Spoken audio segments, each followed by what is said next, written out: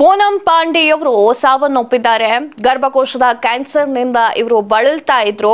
Model ಆಗಿದ್ರು, ನಟಿಯಾಗಿದ್ರು. ಅವರಿಗೆ just 32 ವರ್ಷ ವಯಸ್ಸಾಗಿತ್ತು ಅಷ್ಟೇ. ಗರ್ಭಕೋಶದ ಕ್ಯಾನ್ಸರ್ನಿಂದ ಇವರು ಬಳಲ್ತಿದ್ರು ಅಂತ ಹೇಳಲಾಗ್ತಾ ಇದೆ. ನಿನ್ನೆ ರಾತ್ರಿ ಅವರು ಸಾವನ್ನಪ್ಪಿದ್ದಾರೆ. ಜಸ್ಟ್ 32 ವರ್ಷ ವಯಸ್ಸು ಅಷ್ಟೇ, ಯೂತ್ ಅಷ್ಟೇ. ಅವರು ಗರ್ಭಕೋಶದ ಕ್ಯಾನ್ಸರ್ನಿಂದ ಸಾವನ್ನಪ್ಪಿದ್ದಾರೆ. 2011ರ ವಿಶ್ವಕಪ್ ನಲ್ಲಿ ಭಾರತ ಏನಾದ್ರೂ ಗೆದ್ರೆ ನಾನು ನ್ಯೂಡ್ ಆಗಿ ಅಂದ್ರೆ ಬೆತ್ತಲೆ ಆಗಿ ತಿರುಗಾಡ್ತೀನಿ ಅಂತ ಇವರು ಹೇಳಿಕೆಯನ್ನ ನೀಡಿದ್ರು. ಈ ಒಂದು ಹೇಳಿಕೆಗಳಿಂದಲೇ ಅವರು ವಿವಾದಾತ್ಮಕ ಹೇಳಿಕೆಯಿಂದಲೇ ಕೂಡ ಇವರು ತುಂಬಾ ಪ್ರಸಿದ್ಧಿಯಾಗಿದ್ರು. ಇನ್ನೊಂದು ವಿಚಾರ ಹೇಳಬೇಕು ಅಂತಂದ್ರೆ ಅವರಿಗೆ 32 ವರ್ಷ ವಯಸ್ಸು ಅಷ್ಟೇ, ಸಾವನ್ನಪ್ಪಿದ್ದಾರೆ. ಅವ್ರ ಬಗ್ಗೆ ಕಂಪ್ಲೀಟ್ ಡೀಟೇಲ್ಸ್ ಅನ್ನ ಕೊಡ್ತೀವಿ. ಹಾಗೆ ಗರ್ಭಕೋಶದ ಕ್ಯಾನ್ಸರ್ ಅಂದ್ರೆ ಏನು, ಇದಕ್ಕೆ ಪರಿಹಾರ ಏನು ಅನ್ನೋದ್ರ ಬಗ್ಗೆ ಇನ್ಫಾರ್ಮೇಶನ್ ಕೊಡ್ತೀವಿ ನೋಡಿ. ಪೂನಂ ಪಾಂಡೆ ಅಂದ್ರೆ ಪಡ್ಡೆ ಹುಡುಗರ ಹಾಟ್ ಫೇವರೇಟ್. ಅದರಲ್ಲಿಯೂ ಅವರು ಕೊಡ್ತಿರುವಂತಹ ಒಂದೊಂದು ಹೇಳಿಕೆಗಳು ವಿವಾದವನ್ನೇ ಸೃಷ್ಟಿ ಮಾಡ್ತಾ ಇದ್ವು. ಮಾಡೆಲ್ ಕಮ್ ನಟಿಯಾಗಿದ್ದ ಈಕೆ ಕೆಲ ಸಿನಿಮಾಗಳಲ್ಲಿ ನಟನೆಯನ್ನ ಕೂಡ ಮಾಡಿದ್ದಾರೆ. ಅಷ್ಟೇ ಅಲ್ಲದೆ ಕಾಂಟ್ರವರ್ಸಿ ಕ್ವೀನ್ ಅಂತಾನೆ ಕರೆಸಿಕೊಳ್ತಿದ್ದಾರೆ. ಈಕೆ ಈಗ ಸರ್ವಿಕಲ್ ಕ್ಯಾನ್ಸರ್ ನಿಂದ ನಿಧನ ಹೊಂದಿದ್ದಾರೆ. ಅದು ಕೂಡ ಕೇವಲ 32 ವರ್ಷದ ಸರ್ವಿಕಲ್ ಕ್ಯಾನ್ಸರ್ ಅನ್ನೋದು ಡೇಂಜರಸ್. ಈ ಕುರಿತು ಮಾಹಿತಿಯನ್ನ ಕೊಡ್ತೀವಿ ನೋಡಿ. ಪೂನಂ ಪಾಂಡೆ ಅಲ್ಲ, ಕಾಂಟ್ರವರ್ಸಿ ಕ್ವೀನ್. ಮೂಲತಃ ಬಿಹಾರದವರು ಆದ್ರೂ ಕೂಡ ಬೆಳೆದಿದ್ದು ಮುಂಬೈನಲ್ಲಿ. ಮಾಡೆಲಿಂಗ್ ನಿಂದ ತುಂಬಾ ಆಸಕ್ತಿಯನ್ನ ಹೆಚ್ಚಿಸಿಕೊಂಡಿದ್ರು. ಸಿನಿಮಾಗೂ ಕೂಡ ಎಂಟ್ರಿಯನ್ನ ಕೊಟ್ಟಿದ್ರು. ಸಿನಿಮಾಕ್ಕಿಂತ ಹೆಚ್ಚು ಸುದ್ದಿಯಲ್ಲೇ ಇಡ್ತಿದ್ರು. ಮಾಡೆಲಿಂಗ್ ಕೂಡ ಮಾಡ್ತಿದ್ರು. ವಿವಾದಾತ್ಮಕ ಸುದ್ದಿಗಳಿಗೆ ಇವರು ಫೇಮಸ್ ಅಂತಾನೆ ಹೇಳಬಹುದು. ಇದೇ ಕಾರಣಕ್ಕೆ ಕಾಂಟ್ರವರ್ಸಿ ಕ್ವೀನ್ ಅಂತಾನೆ ಕರೆಯಲಾಗ್ತಾ ಇತ್ತು. ತನ್ನ ಮೈಮಾಟದಿಂದ ಪಡ್ಡೆ ಹುಡುಗರ ನಿದ್ದೆಯನ್ನ ಗೆಡಿಸಿದ್ರು ಹಾಟ್ ತಾರೆ. 2010ರ ಗ್ಲಾಡ್ರಾಕ್ಸ್ ಸ್ಪರ್ಧೆಯಲ್ಲಿ ಟಾಪ್ 8ರ ಸ್ಪರ್ಧಿಯಾಗಿ ಫ್ಯಾಷನ್ ಮ್ಯಾಗಝಿನ್ ಕವರ್ ಪೇಜ್ ನಲ್ಲಿ ಕಾಣಿಸಿಕೊಂಡಿದ್ರು. 2011ರಲ್ಲಿ ಸುಮಾರು 29 ಕ್ಯಾಲೆಂಡರ್ಗಳಿಗೆ ಫೋಟೋ ಶೂಟ್ ಅನ್ನ ಮಾಡಿಸಿ ಟಾಪ್ ರೂಪದರ್ಶಿಯಾಗಿದ್ರು. 2012ರ ಕಿಂಗ್ ಫಿಶರ್ ಕ್ಯಾಲೆಂಡರ್ ನಲ್ಲಿ ಕೂಡ ಇವರು ಕಾಣಿಸಿಕೊಂಡಿದ್ರು. ಸೋಷಿಯಲ್ ಮೀಡಿಯಾದಲ್ಲಿ ಸದಾ ತಮ್ಮ ಬೋಲ್ಡ್ ಲುಕ್ ನಿಂದಲೇ ಸುದ್ದಿಯನ್ನ ಮಾಡ್ತಿದ್ರು ಪೂನಂ ಪಾಂಡೆ ಅವರು. ಕನ್ನಡದಲ್ಲಿ ಹಳ್ಳಿ ಹೈದ ಪ್ಯಾಟಿಗೆ ಬಂದ ಖ್ಯಾತಿಯ ದಿವಂಗತ ನಟ ರಾಜೇಶ್ನ ಲವ್ ಇಸ್ ಪಾಯ್ಸನ್ ಅನ್ನುವಂತಹ ಚಿತ್ರದಲ್ಲಿ ಹಾಡಿಗೆ ನೃತ್ಯವನ್ನ ಕೂಡ ಇವರು ಮಾಡಿದ್ರು. 2011ರಲ್ಲಿ ಮೊಟ್ಟ ಮೊದಲ ಬಾರಿಗೆ ಪೂನಂ ಪಾಂಡೆ ಅವರು ಮಿಂಚಿದ್ದು ಅಂದ್ರೆ ಸಂಚಲನ ಸೃಷ್ಟಿ ಮಾಡಿದ್ದು ಯಾವ ಕಾರಣಕ್ಕೆ ಅಂತಂದ್ರೆ MS ಧೋನಿ ಅವರ ಸಾರಥ್ಯದ ಟೀಮ್ ಇಂಡಿಯಾ 2011ರ ವಿಶ್ವಕಪ್ ಗೆದ್ರೆ ತಾನು ಸಾರ್ವಜನಿಕವಾಗಿ ಬೆತ್ತಲೆಯಾಗಿ ಓಡಾಡ್ತೀನಿ ಅನ್ನುವಂತಹ ಸುದ್ದಿಯನ್ನ ಮಾಡಿ ಇವರು ಫುಲ್ ಫೇಮಸ್ ಆಗಿದ್ರು. ಪಡ್ಡೆ ಹುಡುಗರ ನಿದ್ದೆಯನ್ನ ಕೂಡ ಗೆಲ್ಲಿಸಿದ್ರು. ಆ ವರ್ಷ ಟೀಮ್ ಇಂಡಿಯಾ ವಿಶ್ವಕಪ್ ಗೆದ್ದಿತ್ತು ಕೂಡ. ಇದಾದ ಬಳಿಕ BCCIನ ಅನುಮತಿ ನೀಡಿದ ಕಾರಣ ನನ್ನ ಮಾತು ನಡೆಯೋದಿಲ್ಲ ಅಂದ್ರೆ ಬೆತ್ತಲೆಯಾಗಿ ತಿರುಗೋದಿಲ್ಲ ಅಂತ ಹೇಳಿಕೆಯನ್ನ ನೀಡಿದ್ರು. ಆದ್ರೂ ಅದಾದ ಮೇಲೆ ಆಕೆ ತನ್ನ ಮೊಬೈಲ್ ಅಪ್ಲಿಕೇಶನ್ ನಲ್ಲಿ ವಿಡಿಯೋವನ್ನ ಅಪ್ಲೋಡ್ ಮಾಡಿದ್ರು. ಇನ್ನು 2012ರಲ್ಲಿ ಕೋಲ್ಕತ್ತಾ ನೈಟ್ ರೈಡರ್ಸ್ IPL 5ನ ಗೆದ್ರೆ ನಾನು ನಗ್ನವಾದ ಪೋಸ್ ಅನ್ನ ನೀಡ್ತೀನಿ ಅಂತ ಹೇಳಿದ್ರು. ಪೂನಂ ತನ್ನದೇ ಆದ ಮೊಬೈಲ್ ನಲ್ಲಿ ಅಪ್ಲಿಕೇಶನ್ ಅನ್ನ ಅಭಿವೃದ್ಧಿ ಪಡಿಸ್ತಾ ಇದ್ರು. ಅಪ್ಲಿಕೇಶನ್ ಅನ್ನ ಪ್ಲೇ ಸ್ಟೋರ್ ನಲ್ಲಿ ಪ್ರಾರಂಭಿಸಿದ ನಂತರ ಗೂಗಲ್ ನಿಂದ ನಿಷೇಧವಾಗಿತ್ತು ಮತ್ತು ಪ್ರಸ್ತುತ ಆಕೆಯ ಅಧಿಕೃತ ಸೈಟ್ಗಳು ಕೂಡ ಲಭ್ಯವಿದೆ.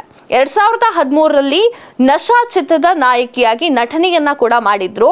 ತನ್ನದೇ ವಿದ್ಯಾರ್ಥಿಯೊಂದಿಗೆ ಲೈಂಗಿಕ ಸಂಬಂಧವನ್ನ ಹೊಂದಿರುವಂತಹ ಶಿಕ್ಷಕಿ ಪಾತ್ರ ಇದಾಗಿತ್ತು. ಜನವರಿ 18, 2022ರಂದು ಅನೇಕ ಬಾಲಿವುಡ್ ತಾರೆಯನ್ನ ಒಳಗೊಂಡಿರುವಂತಹ ಪ್ರಮುಖ ಪಾರ್ನ್ ಫಿಲಂ ರಾಕೆಟ್ ಹಗರಣದಲ್ಲಿ ಭಾಗಿಯಾಗಿರುವ ಆರೋಪಗಳು ಕೂಡ ಕೇಳಿ ಬರ್ತಾ ಇತ್ತು. ಭಾರತದ ಸುಪ್ರೀಂ ಕೋರ್ಟ್ ಆಕೆಗೆ ಬಂಧನದಿಂದ ರಕ್ಷಣೆಯನ್ನ ನೀಡಿತ್ತು. ಪಾಂಡೆ ತನ್ನ ದೀರ್ಘಕಾಲದ ಗೆಳೆಯ ಸ್ಯಾಮ್ ಬಾಂಬೆಯನ್ನ 1 ಸೆಪ್ಟೆಂಬರ್ 2020ರಲ್ಲಿ ವಿವಾಹವನ್ನ ಆಗಿದ್ರು. COVID-19 ಸಾಂಕ್ರಾಮಿಕ ರೋಗದಿಂದಾಗಿ ಮದುವೆ ಖಾಸಗಿಯಾಗಿ ಇತ್ತು. ಆಪ್ತ ಸ್ನೇಹಿತರು ಮತ್ತು ಕುಟುಂಬದವರನ್ನ ಕರೆಯಲಾಗಿತ್ತು. ಮುಂಬೈನಲ್ಲಿ ವಿವಾಹವನ್ನ ಆಗಿದ್ರು. ಅಂದ್ರೆ ಅವ್ರ ಮನೆಯಲ್ಲಿ ವಿವಾಹವನ್ನ ಆಗಿದ್ರು ಪೂನಂ ಪಾಂಡೆ ಅವರು.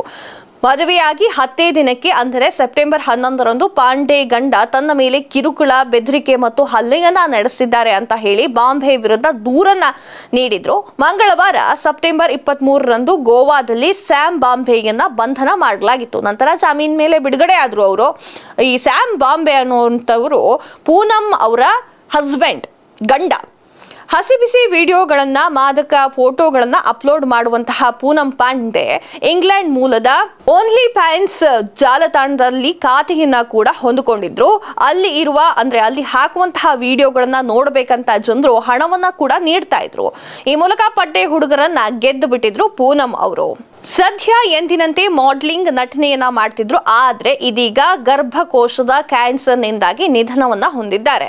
ಏನಿದು ಗರ್ಭ ಕ್ಯಾನ್ಸರ್? ಇದರ ಬಗ್ಗೆ ಹಲವಾರು ವಿಚಾರಗಳನ್ನ ಹೇಳ್ತೀವಿ ನೋಡಿ. ಬಾಲಿವುಡ್ ನಟಿ, ಹಲವಾರು ರಿಯಾಲಿಟಿ ಶೋಗಳಲ್ಲಿ ಭಾಗಿಯಾಗಿರುವಂತಹ ನಟಿ ಪೂನಂ ಪಾಂಡೆ ತಮ್ಮ 32ನೇ ವಯಸ್ಸಿನಲ್ಲಿ ಗರ್ಭಕಂಠದಿಂದ ಕ್ಯಾನ್ಸರ್ನಿಂದ ಸಾವನ್ನಪ್ಪಿದ್ದಾರೆ.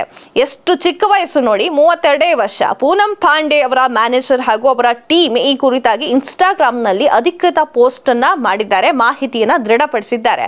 ಎಲ್ಲಾ ರೀತಿಯ ಚಿಕಿತ್ಸೆಯನ್ನ ಪಡೆದುಕೊಳ್ಳುವಂತಹ ಸಾಧ್ಯತೆಗಳು ಇತ್ತು, ಅವರು ಟ್ರೈ ಕೂಡ ಮಾಡಿದ್ದಾರೆ, ಆದ್ರೂ ಚಿಕಿತ್ಸೆ ಫಲಕಾರಿ ಆಗಲಿಲ್ಲ ಅಂತ ಹೇಳಲಾಗ್ತಾ ಇದೆ.